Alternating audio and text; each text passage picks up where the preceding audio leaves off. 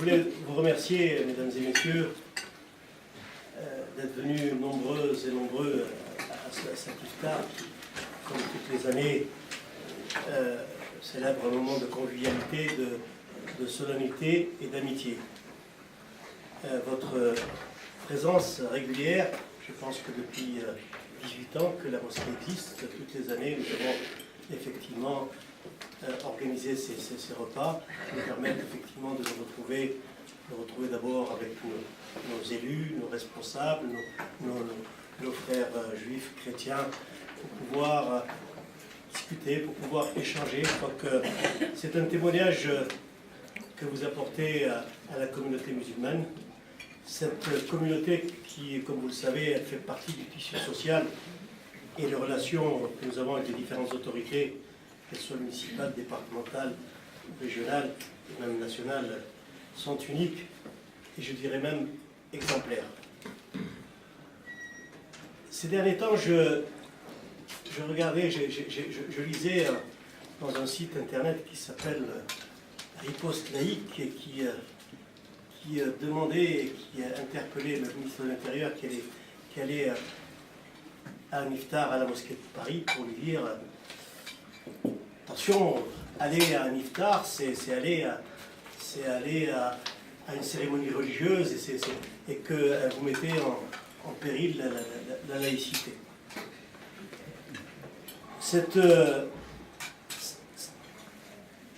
Je veux d'abord les rassurer parce que le fait de nous retrouver ici, ce n'est pas un acte religieux. Et rompre le jeûne avec le musulman, c'est d'abord un témoignage d'amitié. C'est un moment de convivialité. C'est comme on l'a toujours fait dans nos traditions religieuses, c'est partager le pain et le sel. Et nous connaissons tous ce qu'est l'importance du pain et du sel. Mais je dirais que c'est plutôt une règle républicaine, puisque si l'État ne reconnaît pas les religions, elle les connaît. Et elle est obligée, effectivement.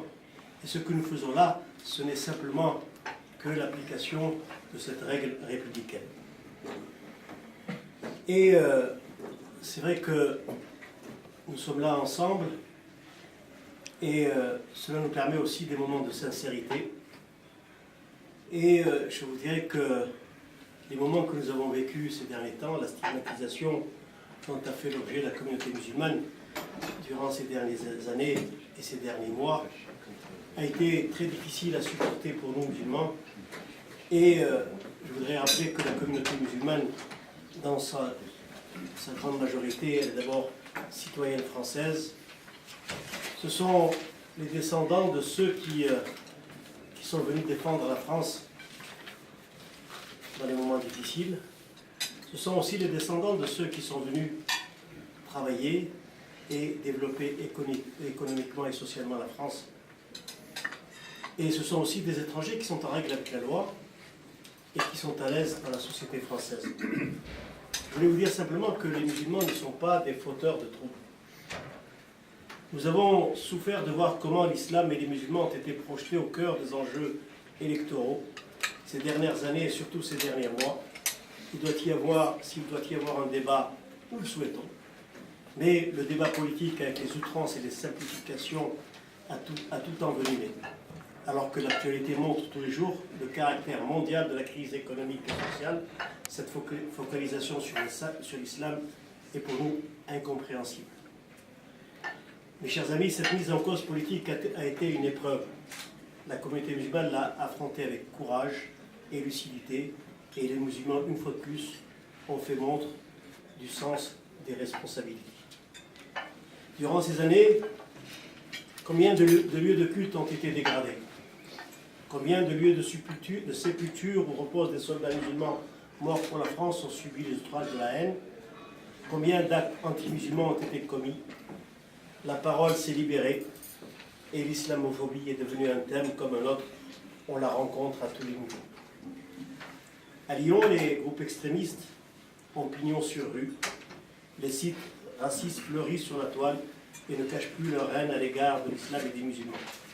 Notre mosquée a eu à en pâtir des agissements de ces activistes qui, profitant des journées du patrimoine, sont venus à la mosquée se faire filmer et tenir des propos inacceptables. On les a vus récemment encore, M. le Préfet, s'en prendre violemment à des restaurateurs de Lyon qui avaient le tort d'être maghrébins. Je tiens d'abord à vous rendre hommage à vous et au procureur de la République qui avez fait le nécessaire pour identifier les auteurs de ces actes et les faire juger. Je salue votre détermination. 2012, notre pays a été le théâtre d'actes d'une violence inouïe de la part d'un individu qui, enfermé dans la haine, s'est attaqué à des soldats français, musulmans et chrétiens, puis pour les abattre parce qu'ils portaient l'uniforme de notre armée. Puis il a abattu de sang-froid quatre enfants et un père de famille pour le seul fait qu'ils étaient juifs. Ces faits, nous les avons unanimement condamnés. Nous ne pouvons accepter que notre pays, dans notre République, nous puissions vivre des moments aussi terribles et aussi graves. Ensemble, juifs, chrétiens et musulmans, nous sommes rassemblés à la synagogue, à la mosquée, pour prier à la mémoire de ces victimes innocentes et pleurer nos morts. Pour dire clairement leur indignation, les associations musulmanes ont pris l'initiative d'un rassemblement devant l'hôtel de ville de Lyon. Et vous étiez nombreux à venir soutenir cette initiative. Pour la première fois, les musulmans d'eux-mêmes sont sortis dans la rue pour dire non à la violence, non à la haine. C'était un fort empreint de la solennité que requiert un tel rassemblement. Nous serons toujours là pour nous opposer à toute forme de racisme, à toute forme d'antisémitisme, à toute forme d'islamophobie. Je voudrais dire ici, de la manière la plus simple et forte, qu'il n'y a pas de lien entre l'antisémitisme et la communauté musulmane. Après les faits dramatiques que nous avons, après ces faits dramatiques, nous avons entendu le grand rabbin de France, Gilles Bernheim, rappelant sa préoccupation devant l'antisémitisme, demander depuis le perron de l'Élysée aux autorités religieuses musulmanes de récuser publiquement tout ce qui peut rappeler l'intégrisme et la violence que portent certains courants de l'islam. Il faut faire attention avec ces appels qui peuvent être ressentis comme stigmatisants, car vraiment l'antisémitisme n'est pas une affaire des musulmans. La société a ses maladies, nous ne les imputons pas à l'islam. Cette mosquée, elle aura bientôt 20 ans, y a-t-il eu en 20 ans un seul propos hostile à la communauté juive ici dans notre... A-t-on entendu les propos antisémites dans d'autres mosquées de la région? Franchement, je ne crois pas que ce soit la bonne manière de traiter cette question. Les premières victimes de Mera étaient des musulmans et des chrétiens, et notre religion n'a pas à s'excuser pour l'intention criminelle d'un assassin. Nous avons d'excellentes relations avec les responsables catholiques et protestants, et cela nous permet d'aborder les différents de fond quand ils existent. Je souhaite vivement que nous parvenions à avoir le même type de relation avec les responsables religieux juifs. Pour ce faire, il faut éviter ce qui peut créer la suspicion. Je voudrais passer aussi à un autre point c'est la situation dramatique que vit aujourd'hui la Syrie. Donc ceci nous préoccupe au plus haut point. Des milliers de Syriens ont été massacrés par le gouvernement et l'armée de leur pays. Si la France et la communauté européenne ont réagi vivement, il n'en demeure pas moins que chaque jour qui passe voit des centaines de citoyens de ce pays trouver la mort sous les balles d'autres Syriens, et chaque jour qui passe voit les chances de la paix s'amenuiser. L'Europe a pris des positions claires pour faire cesser le feu, mais elle se trouve confrontée au veto qu'opposent la Chine et la Russie à toute résolution qui tente à faire plier le président Assad. La volonté de changement qui traverse le monde arabe doit inciter ces puissances à être plus à l'écoute de ces peuples qui se battent pour établir dans leur pays la démocratie. Il faut accepter les choix faits par ces peuples. Alep se meurt, les avions pilonnent la ville, les Syriens ont besoin de nous. C'est pourquoi il est important que nous puissions leur apporter le soutien auquel ils sont en droit d'attendre de nos nations. Cette aide peut se concrétiser par tous les moyens propres à atténuer la souffrance du peuple syrien. À la mosquée de Lyon, une collecte a été réalisée et nous allons dans les jours qui viennent faire parvenir aux réfugiés syriens au Liban les moyens leur permettant de survivre et de se soigner. De telles initiatives sont régulières pour la mosquée de Lyon. En 2009, nous avons participé à la construction de 50 bibliothèques à Gaza. En 2010, nous avons aidé une école au Pakistan à se construire. En 2011, nous avons fait parvenir au peuple libyen plus de 5 conteneurs de médicaments et de produits alimentaires. Nous avons également cette année là financé une école en Thaïlande, et nous avons aussi, en lien avec Handicap International, permis l'appareillage de nombreux enfants lors du tremblement de terre en Haïti. Récemment, nous avons signé une convention avec une ONG pour le creusement d'un puits au Mali.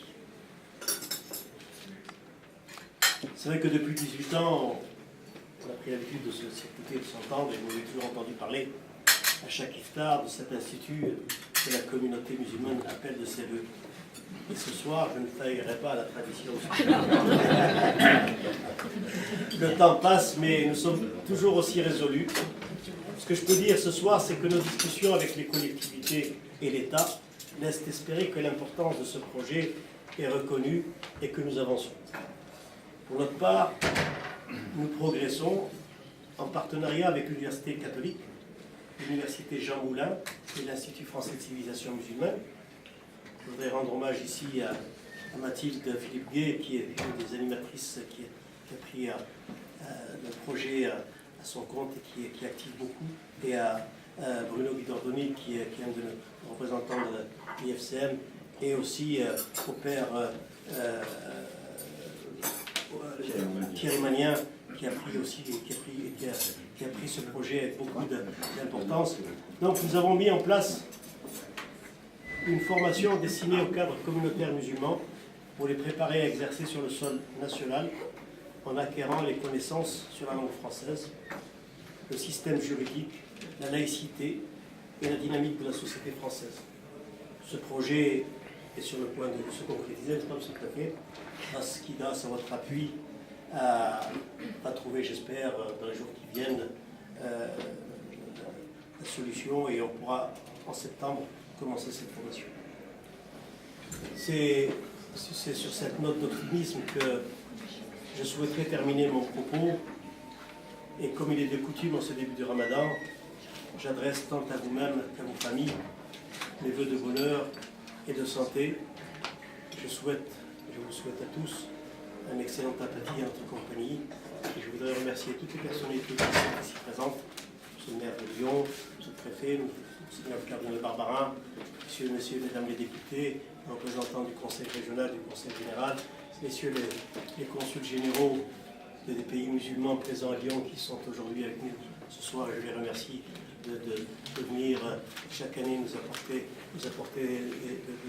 et être présents avec nous à ces moments importants qu'est l'iftar du Ramadan. Je voulais également vous dire à vous, mes amis, à vous tous et à vous toutes, combien la mosquée est heureuse de vous recevoir. Et ce soir, donc, nous espérons, et nous lèverons tout à l'heure notre imam qui est déjà parti, nous lèverons les mains les mains vers le ciel, pour demander au ciel qu'il puisse nous aider tous, et aider aussi notre pays à trouver les solutions aux problèmes qui l'attendent. Je vous remercie et à très bientôt.